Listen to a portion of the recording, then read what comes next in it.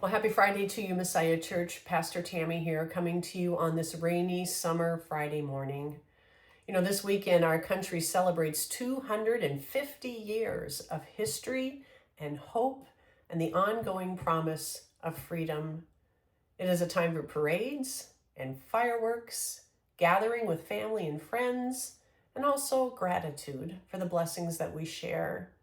It's also a meaningful opportunity for us to reflect a bit on who we are becoming, and the values that shape us. As followers of Jesus, we celebrate our country with thankful hearts, while always remembering that our deepest allegiance is to God's kingdom or God's family first. Christ calls us to love generously, to seek truth with humility, and to see the image of God in every single person.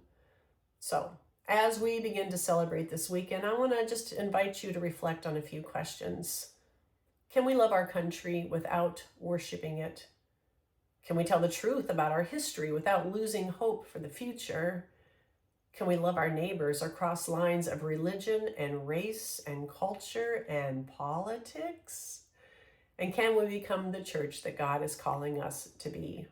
Well, I believe with my whole heart that we can, because I believe that the Holy Spirit is still at work, still moving, still guiding, still transforming us and leading us forward with grace.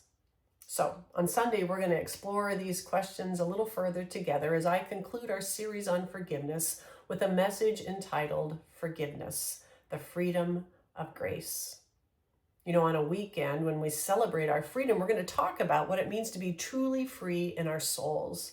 And we will reflect on how God's grace meets us with compassion, frees us from our sin and our guilt and our shame, and gives us the courage to live faithfully in a divided world. Friends, forgiveness is not easy, but it is liberating, and it is often the doorway to reconciliation. It's also a communion Sunday, and I think this is the most perfect and beautiful way to wrap up a series on forgiveness as we are invited to the Lord's table. So in honor of the 250th anniversary of the signing of the Declaration of Independence, I invite you to wear your red, white, and blue or your stars and stripes.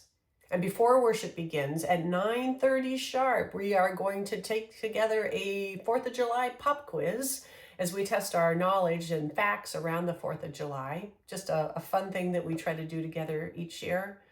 And then after worship, you're invited to stick around. We have a variety of frozen treats and a summer gift basket to give away. These two things were intended to be a part of our parking lot concert that we had to cancel a couple of weeks ago because of the rain. And so instead, we will enjoy them on Sunday morning after worship. So, whether you can join us in person or online, I look forward to worshiping with you on Sunday. I hope that you have a safe and happy and joyful 4th of July. And until then, take care and God bless.